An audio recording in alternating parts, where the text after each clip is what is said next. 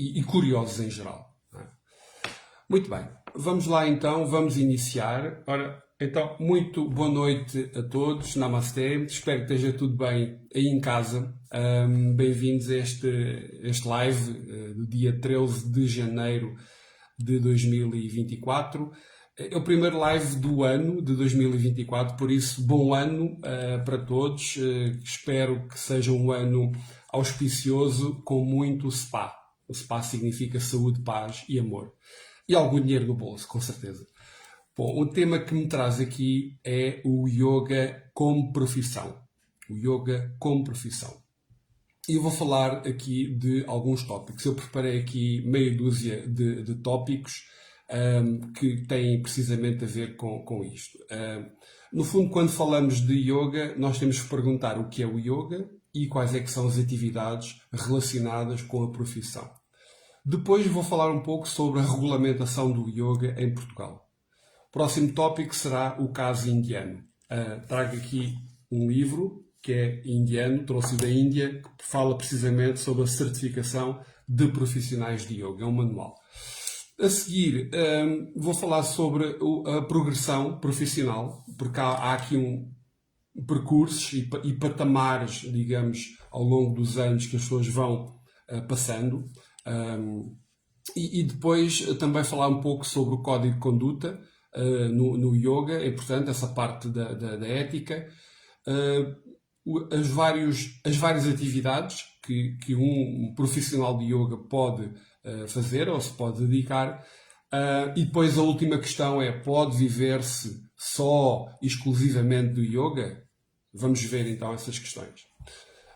Bom, eu começo então por recordar que nós temos aqui alguns eventos que podem interessar algumas pessoas que aqui estão, que têm a ver com o yoga e gestão pessoal. Eu faço aqui no dia 21 de janeiro, faço uma incursão entre o yoga e a gestão do stress, das emoções, do tempo, do autoconhecimento. Portanto, vou buscar algumas teorias e técnicas da gestão.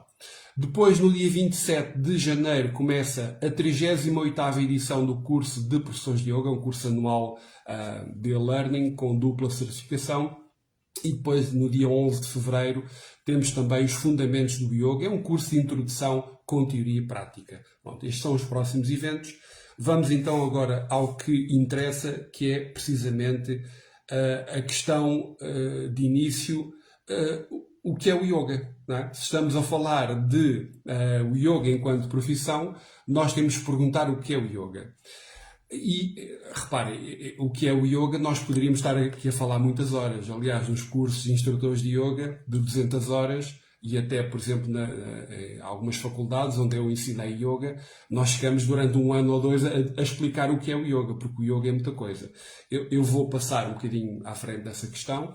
Queria só dizer o seguinte, que é importante. No Yoga Sutra não existe a palavra postura. Às vezes as pessoas dizem assim, ouve-se muito no mercado, no mainstream: eu pratico o yoga de Patanjali, o yoga postural. Só que, na verdade, a palavra asana não significa postura. Asana, no sânscrito, significa assento. Assento é diferente de postura, ok? Portanto, yoga de Patanjali não tem posturas. Tem assentos. E um assento é, nomeadamente, para praticar outras técnicas, como a meditação, o pranayama, etc. Bom, só esta parte relativamente àquilo que é o yoga no contexto do Yoga Sutra. O yoga é muito vasto. No Yoga Sutra é a meditação, o yoga. Depois, no século XV, a partir do século XV, com o Hatha Yoga Pradipika, 1420, é que começamos a ter outras posturas.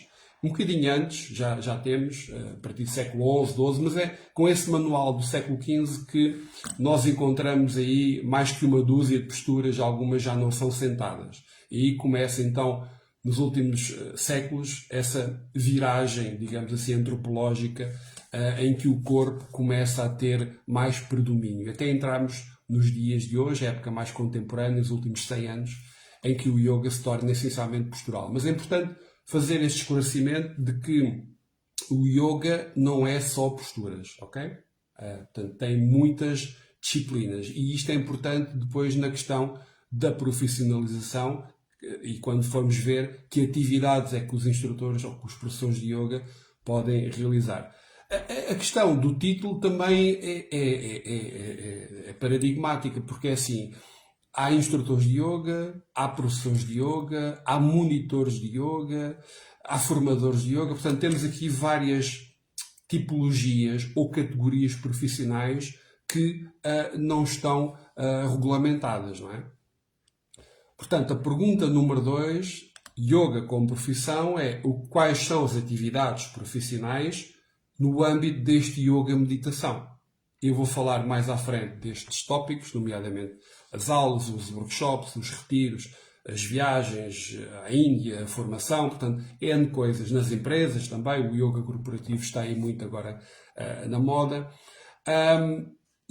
Portanto, eu recordo que um tópico importante aqui para a nossa conversa é a petição à Assembleia da República que eu lancei em 2021, se não me falha a memória, para a regulamentação precisamente do yoga em Portugal. Estávamos em plena pandemia e, portanto, houve provimento dessa petição, houve uma audiência preliminar com os grupos parlamentares, foi online. E portanto a coisa andou, mas até hoje a verdade é que não houve qualquer desfecho dessa regulamentação do yoga em Portugal. Portanto, ninguém sabe ao certo se uma ponte, aliás, se um aeroporto, para construir um aeroporto, nós já vamos em 50 anos de estudos, não é? Há aí um livro muito famoso, são 50 anos, já foi escrito há 50 anos, dos estudos do novo aeroporto de Lisboa. Portanto, ninguém sabe ao certo quando é que o yoga vai ser regulamentado. Há coisas positivas, há coisas menos positivas relativamente a esta falha ou a esta omissão do legislador ao não regulamentar o yoga, não é? Eu sei que há pessoas a favor, outros contra, outros não querem saber. Bom, cada um tem a sua opinião e são todas válidas. A verdade é que há aqui questões profissionais, nomeadamente a proteção dos praticantes e depois também a proteção dos próprios profissionais, nomeadamente questões que têm a ver com reforma, com seguros, com descontos para a segurança social, enfim, também as questões de fiscalidade. As aulas de yoga são cobradas a 23%, não é? Portanto, há aqui questões que são importantes se nós tivermos o yoga enquadrado num contexto mais terapêutico e o IVA é menor, não é? Mas são questões para os especialistas, para os fiscalistas e mais também para os deputados. O caso indiano, como é que funciona na Índia? Este livro que aqui está, que é, no fundo, um manual para a certificação de profissionais de yoga, portanto é o Official Guidebook, portanto é digamos aqui o livro oficial. Isto foi escrito em 2006, foi lançado em 2016, portanto é relativamente recente, não tem ainda 10 anos. Trago isto porque poderia falar de outro país qualquer, aqui ao lado em Espanha ou até em Itália, mas o caso da Índia é mais paradigmático, uma vez está mais avançado. O que é que eles, assim muito rapidamente resumindo, o que é que eles referem? Que a profissão, a questão do indivíduo se submeter à certificação é voluntária, ok? E concordo, não é obrigatório, portanto, quem quer adota, quem não quer ensina sem estar certificado. É claro que há benefícios, o governo indiano dá uma série de benefícios aos profissionais da Índia que se submeterem à examinação e à certificação. E depois o que nos interessa aqui são os 4 níveis. Existem 4 níveis que são o nível do instrutor de yoga, o nível do professor de yoga, o nível 3 que é o mestre de yoga e o nível 4 que é o Yoga Acharya. O Yoga Acharya é um mestre, mas já será um mestre acima do nível 3, não é? E depois, pronto, eu não vou estar aqui a falar do manual, não nos interessa por agora, mas só para dizer que há aqui patamares. É óbvio que ao longo dos anos os indivíduos vão no fundo, vão adquirindo, vão ultrapassando. Vejam isto como uma escada, não é? Reparem, eu estou a falar destes tópicos um pouco baseado na minha própria experiência, que até pode ter algum viés. É natural que nós vejamos as coisas de acordo com a capacidade que temos, e neste caso é a minha capacidade de observar o fenómeno visto de fora, de uma forma independente, não é? Que isso é extremamente difícil.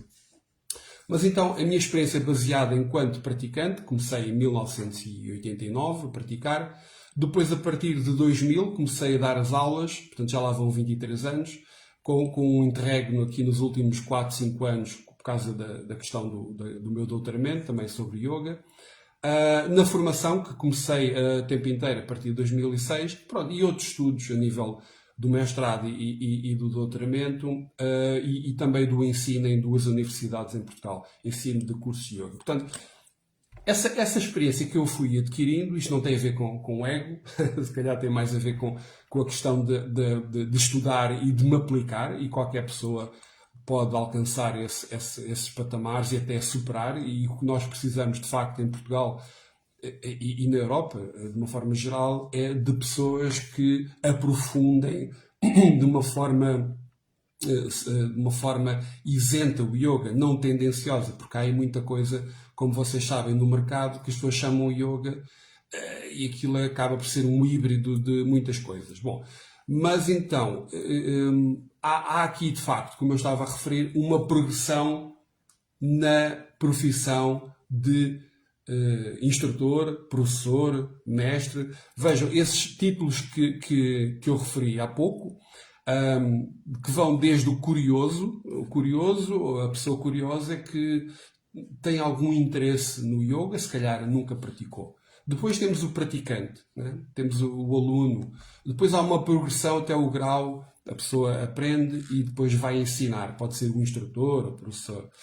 A seguir pode tornar-se em viajante. Há também viagens espirituais, não é? À Índia, ao Tibete, aqui e ali. Não só no caso do yoga mais postural, mas também nas tradições de meditação. Depois há o formador. Eventualmente alguns decidem tornar-se formadores. Especializam-se em várias áreas. A yoga para crianças, yoga para grávidas, a filosofia do yoga, a história do yoga, que é mais a minha vertente, história e cultura do yoga. E depois há aqueles que são os gurus. Não sou eu, nem quero, mas há por aí também alguns gurus. Ou seja, digamos que há aqui uma panóplia de títulos que não, quer dizer, não, alguns foram obtidos através de um processo de certificação, mas, por exemplo, no caso do guru, não é propriamente uma certificação. É a comunidade que acha que aquele indivíduo, ele ou ela, pode ser, então, o mestre de yoga. Portanto, isso também está em aberto, essa questão do título profissional. Por exemplo, os indivíduos que dão aulas nos ginásios são instrutores de fitness, mas aqueles que dão aulas em escolas são professores. Portanto, são formações diferentes, são currículos diferentes. Isto, eventualmente, em sede de regulamentação, será necessário definir aqui regras e patamares até indexados, digamos, à formação contínua, porque é óbvio que 200 horas é o início, normalmente esses cursos são 200 horas, instrutor de yoga, mas depois há patamares de 500 horas, 1000 horas e por aí fora, ao longo dos anos, que lá está, são facultativos, mas a ONU diz que a aprendizagem, a formação contínua é para a vida toda e, portanto, nós temos que nos habituar que quando estudamos algo não é estudar e depois paramos ali no tempo. Infelizmente no yoga acontece isso muito, não é? As pessoas tiram um curso e ficam durante anos sem fazer qualquer formação, ficam um bocado paradas, estagnadas. Então é sempre bom nós vemos uns vídeos, participarmos de um retiro, fazemos formação com o formador A, B, C, D ou E, para conhecermos novos métodos e formas e abordagens, perspectivas, tudo isso enriquece a forma como nós vemos o yoga. E nós vamos mudando também ao longo do tempo. Depois, há aqui uma questão fundamental do ponto de vista profissional, que é a própria regulamentação. A regulamentação, o Código de Conduta da Yoga Alliance, a regulamentação já falei há pouco. O Código de Conduta, que é fundamental e faz parte da profissão do instrutor ou do professor de yoga. Esse código de conduta, eu sei mais o da Yoga Alliance, que é o Yoga Alliance dos Estados Unidos, que é a maior organização do mundo e a primeira a aparecer, da qual eu também sou associado, eles referem no Código de Conduta 3 níveis de relação. A relação do profissional com os alunos, a relação do profissional com os colegas, a relação do profissional com o público. Portanto, temos aqui 3 níveis, digamos, de relação profissional que se estabelece com quem ensina o yoga. E o Código de Conduta são várias páginas, 12, 14, mas salienta-se ali, desde logo, as éticas do yoga, não é? Os yama e os niyama, a não violência, a verdade, enfim, todas essas 10 regras que a maior parte dos praticantes sabe. Quando ensinam nos estudos de yoga, muitas vezes não ensinam também, não é? Eu estou a pressupor que toda a gente conhece as éticas do yoga, mas pode não ser assim tão líquido quanto eu estou aqui a julgar. Mas esse código de conduta, eu acho que é fundamental, porque todas as profissões, aquelas que já são mais antigas, estão regulamentadas, como por exemplo os advogados. Eu sei porque eu fiz o estágio na ordem dos advogados, mas depois vim-me embora, não me interessou a advocacia, não segui por aí. Mas há um código de deontologia. Os médicos também têm, os enfermeiros, os contabilistas, os economistas. Portanto, há muitas profissões que têm um código deontológico. A deontologia é o dever ser, o dever fazer. Como é que se atua na profissão.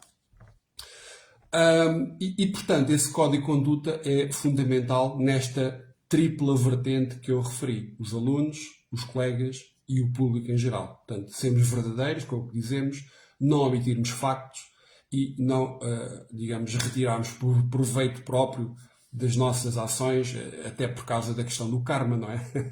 O karma yoga. Agora, passando aqui a um outro tópico, o nosso penúltimo tópico. O que é que, de facto, um profissional de yoga pode fazer? Nós vemos que todos, eu não diria todos os meses, mas volta e meia aparecem novidades. E eu até tenho, agora começamos em 2024, foi a semana passada, já começamos uma secção de notícias no website yogaemportugal.org. Clicam lá em notícias e conseguem ver as principais notícias que vão surgindo no país sobre yoga e sobre meditação. Eventos daqui e dali, workshops, enfim, jet set que praticam yoga, algumas atrizes que até são instrutoras de yoga, enfim, há de facto notícias muito interessantes. Mas o dar aulas de yoga eu chamo-lhe o nível básico da profissão. Reparem, em termos de mercado, é onde há uma concorrência enorme. E toda a gente quer aquele modelo de dar aulas de yoga. Eu pessoalmente sempre tentei sair um bocadinho fora desse modelo do yoga postural. Dei durante mais de 20 anos aulas posturais, mas depois comecei a enverdar por outras áreas, a aprofundar. Já praticava meditação desde 89, mas a verdade é que sempre houve mais pessoas a querer praticar posturas do que meditação. É mais fácil praticar posturas do que praticar a meditação. Pôr o corpinho a mexer é mais fácil do que ficar quieto e sentado, para a maior parte das pessoas. Então, aulas de yoga. Há muitos estilos de yoga. Por exemplo, há uma escola que dá aulas de yoga que se chama Raja Yoga, que não tem posturas. É meditação pura. Tem alguma devoção também. Depois há o yoga devocional. Escolas como, por exemplo, os Hare Krishna, a Brahma Kumaris, a Ananda Marga e outras escolas. Só referi estas, mas poderia aqui referir outras. Não tenho qualquer ligação com essas escolas, é apenas um ponto de vista mais de observador e de académico. Mas há aqui muitos estilos de yoga. Aquilo que é mais mainstream, que é mais popular, é de facto o yoga postural.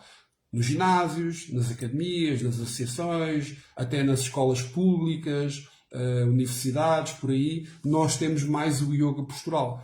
E, portanto, esse modelo que está, digamos, estereotipado no mainstream cultural, recordando que o yoga estava na margem da cultura. É muito interessante esta progressão do yoga da margem para o centro cultural, à medida que o próprio ensino do yoga se vai adensando nas instituições clássicas, não é?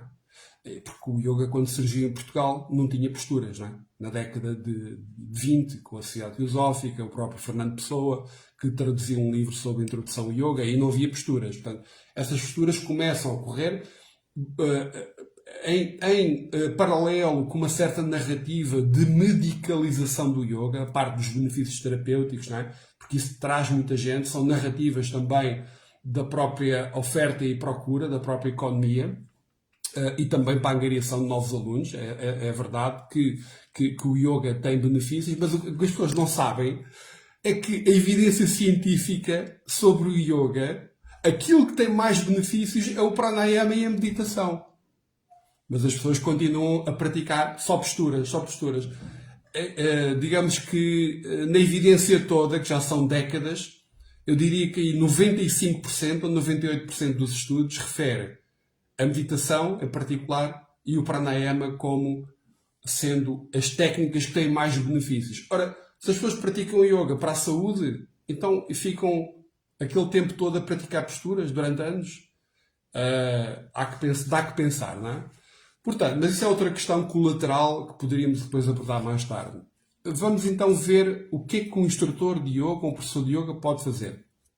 Temos o dar aulas, que é o clássico, né? Dar aulas aqui e ali, nas empresas, em vários locais. Eu próprio, quando comecei a dar aulas, não tinha academia, só construí a academia mais tarde.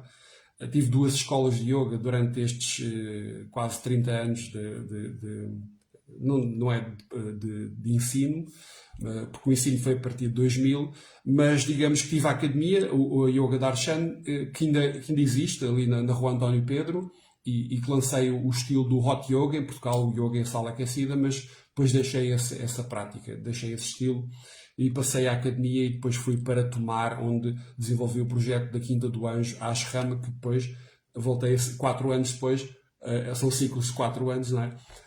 Saí de lá.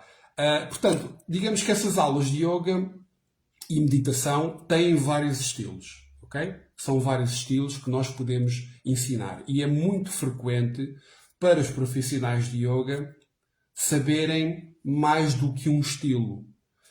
O estilo clássico, digamos o Hatha clássico, depois temos o Ashtanga, o Yin Yoga, o Iyengar Yoga, o Shivananda Yoga, enfim, há uma panóplia de estilos e de escolas que eu referi só aqui algumas, como poderia ter referido outras. Portanto, depois a seguir temos as workshops. As workshops também é algo que os profissionais podem fazer. Workshops temáticas. Um workshop de pranayama, um workshop de, por exemplo, meditação, e até mesmo juntar práticas de yoga com outras atividades profissionais. Por exemplo, escrita criativa, retiros de yoga com escrita criativa. Funciona muito bem. Tem muita procura. As pessoas gostam. Práticas de yoga na natureza. Caminhadas na serra, por exemplo, aqui na Serra de Sintra, ou noutro sítio qualquer, com práticas de yoga. É ótimo com o pranayama, aquele prana da natureza, da floresta, é espetacular. Que são workshops que podem durar 2 horas, 3 horas, depende da configuração. Ou até workshops de gestão do stress e com yoga e meditação em contexto mais empresarial, corporativo, ou até nas escolas, por exemplo, nas universidades. Estou-me a lembrar que na Faculdade de Letras já lá dei um curso de meditação, mas lembro que havia alguém que dava apoio aos alunos na altura dos exames, das frequências, que era yoga para a gestão do stress. Também é possível, não é? Portanto, há aqui um sem número de workshops. Yoga para atletas. Também tenho vários alunos que fizeram formação comigo que se especializaram mais nessa área, trabalhando com atletas de alta competição, alta performance, não é? Depois, retiros. Também os profissionais podem, e muitas vezes organizam retiros. Um fim de semana, agora há pouco tempo fizemos um retiro de fim de ano, ali em Abrantes, na Quinta do Pochão. já é o terceiro ano consecutivo que fazemos lá, é um lugar muito agradável, mas, quer dizer, é possível fazer um retiro de yoga com várias disciplinas, juntando, por exemplo, caminhadas na natureza. Normalmente a alimentação é vegetariana, nesse tipo de retiros, e pode ter outras práticas. Por exemplo, nós incluímos ali algumas práticas de coaching, a questão da roda da vida, a questão da cocriação para 2024, que no fundo no yoga nós chamamos essa visualização o Sankalpa, não é? O Sankalpa, que é a nossa máxima resolução que queremos para que este ano possa ocorrer. Então trabalhamos muito esses aspectos de visualização co-criativa nos retiros. Depois, o que se pode fazer também é escrever livros. Eu comecei a escrever PDFs com poucas páginas e as coisas foram fluindo naturalmente, fui lendo, fui investigando. Naquela altura nem sequer tinha feito mestrado nenhum, tinha só concluído os meus estudos e fiquei quase 20 anos sem estudar. E comecei a escrever assim os PDFs, ia partilhando. Pronto, e hoje já tenho um livro lançado e tenho mais dois.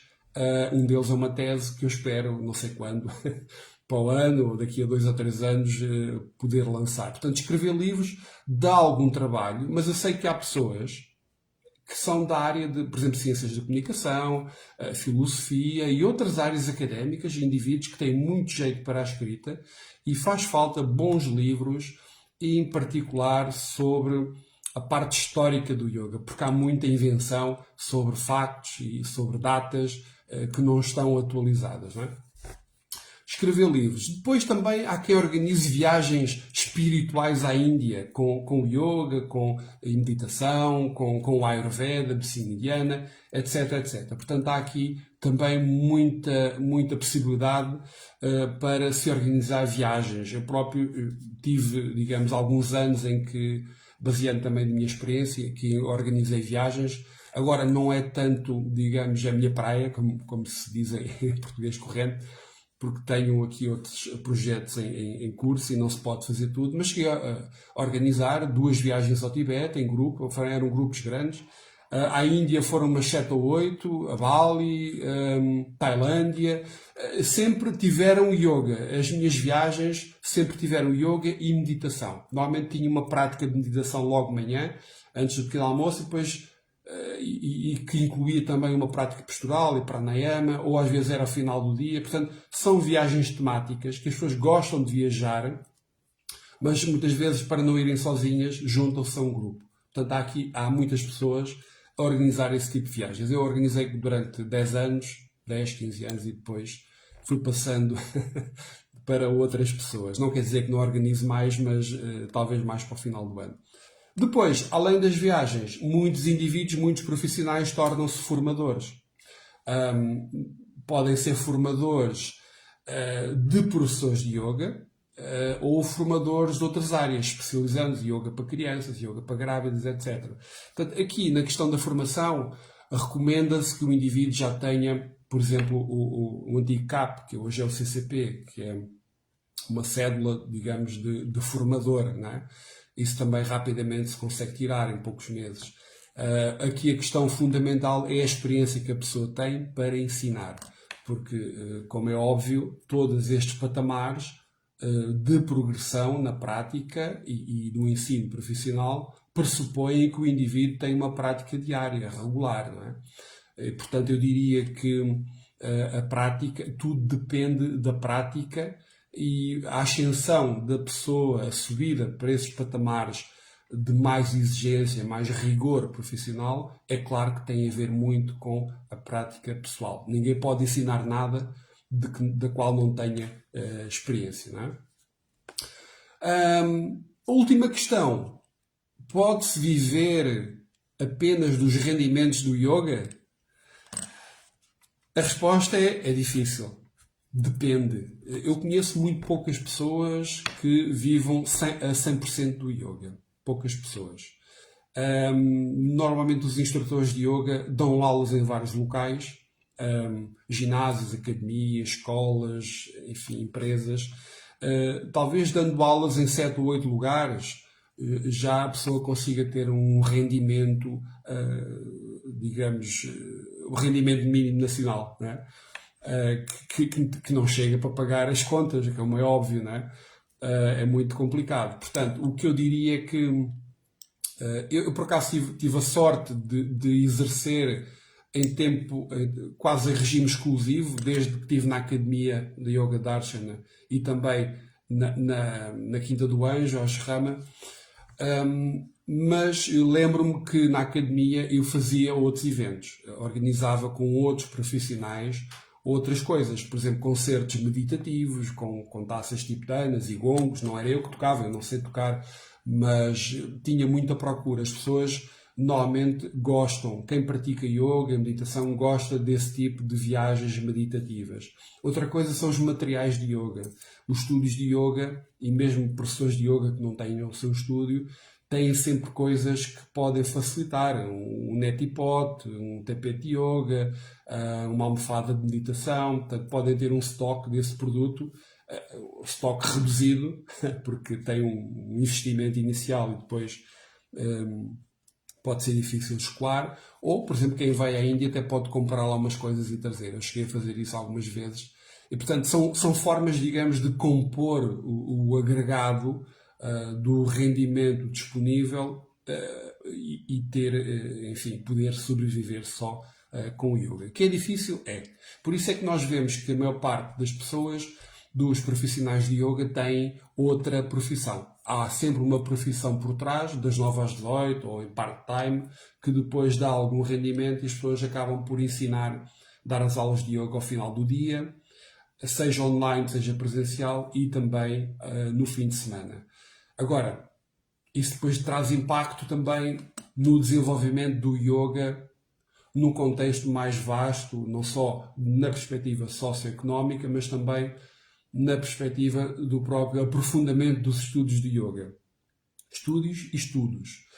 Ou seja, dizendo de outra forma, à medida que nós nos dedicamos mais ao yoga, aprofundamos o estudo e a prática, nós próprios também vamos transmitindo com outra qualidade. E é isso que faz falta em Portugal e na Europa, que é mais pessoas que se possam dedicar durante mais tempo ao yoga, fazendo algumas destas atividades que são sugestões que eu aqui deixo,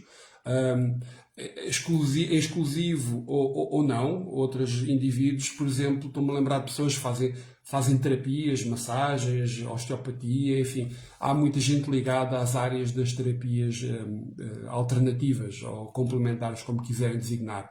Eu, nas entrevistas que fiz para o meu doutoramento, foram 50 entrevistas, reparei nesse pormenor que muitos dos praticantes, aliás, instrutores e professores de yoga, a maioria mulheres, porque o yoga, enfim, 90% das aulas são mais mulheres do que homens, mas também homens estão muito ligados a esta questão das terapias alternativas, não é?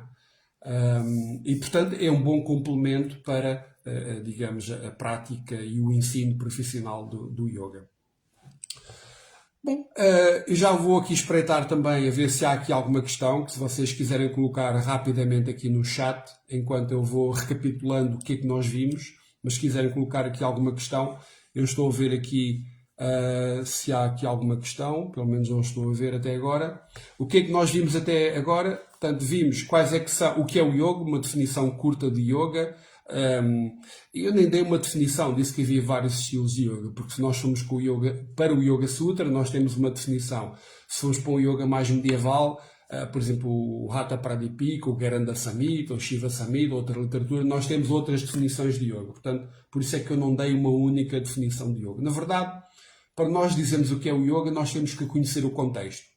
E é isso que muitas vezes não é dito. Muitas vezes há definições essenciais do género: o yoga é isto, mas não é nada daquilo, ou tudo ou nada, mas que depois não referem o contexto na qual o yoga é ensinado.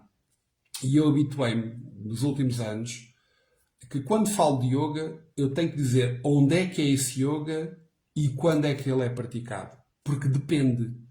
Aquilo que é yoga depende do contexto onde o indivíduo está, da periodização. É o yoga dos anos 20, dos anos 50, é o yoga do ano passado, deste ano, e é feito onde?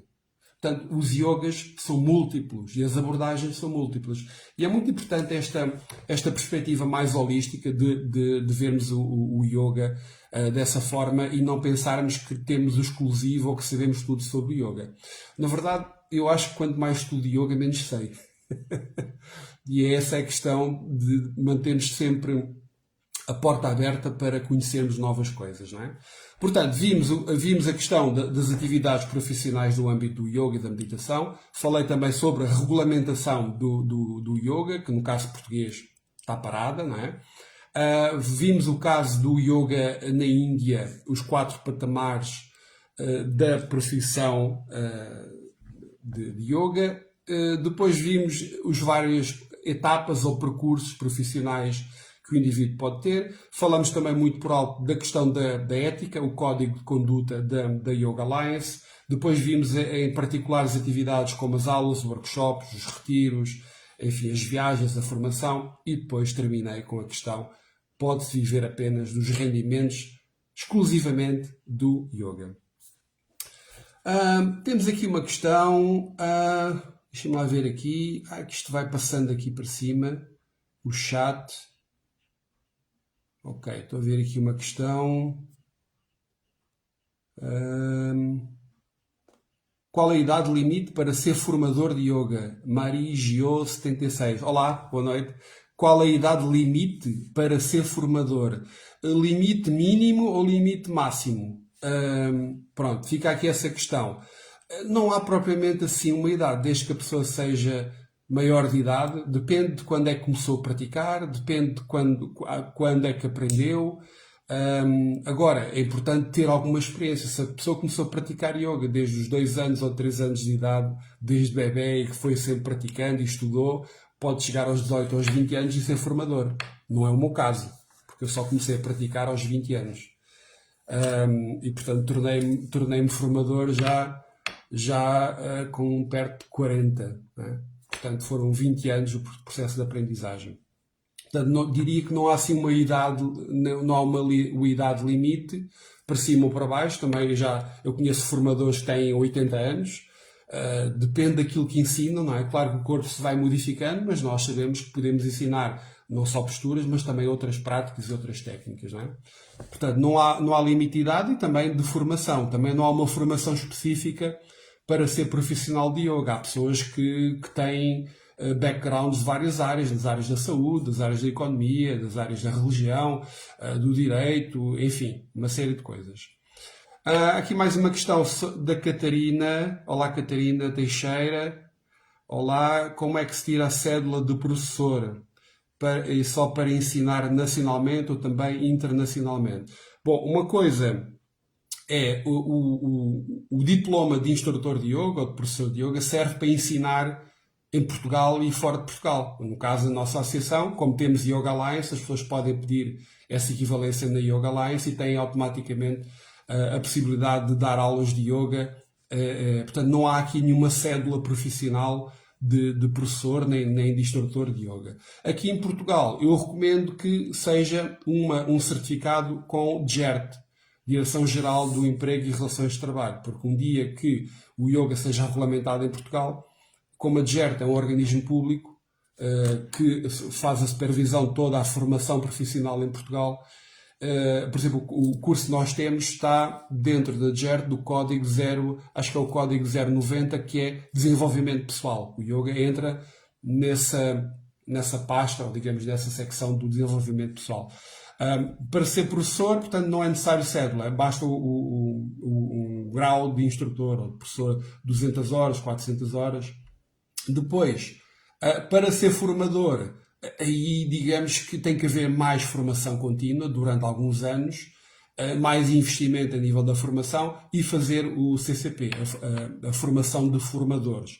Isso também é importante. Depois, nos outros países, depende do contexto. Eu não sei quais são os requisitos, por exemplo, para ser formador em Inglaterra, para ser formador nos Estados Unidos. Tem que se ver a regulamentação do país em questão, a ver se há alguns requisitos para a formação profissional. Provavelmente há. Se for como em Portugal, é necessário um certificado de formador, que é algo que se tira, que é relativamente rápido de tirar. Depois, A questão da Yoga Alliance é sempre possível. É possível, Catarina, é possível inscrever-te na Yoga Alliance com o diploma. Depois podemos ver essa questão mais em particular via e-mail. Pronto, eu acho que são estas questões, pelo menos não estou a ver aqui nada, mais nenhuma questão no Facebook nem no Instagram. Espero que tenham um excelente fim de semana, o resto de um bom sábado, um bocado chuvoso, mas pronto, aqui em Sintra, um resto de um bom domingo também, amanhã. Encontramos em breve, ou no dia 21, para o yoga e gestão pessoal, a questão da gestão do tempo, do stress, o autoconhecimento, técnicas e ferramentas da gestão que cruzam com o yoga, ou até no curso de instrutores de yoga, ou no outro evento, não é? Portanto, cá estaremos. Em breve faremos também um próximo webinário. Uma boa semana, até breve e Namasté. Fiquem bem.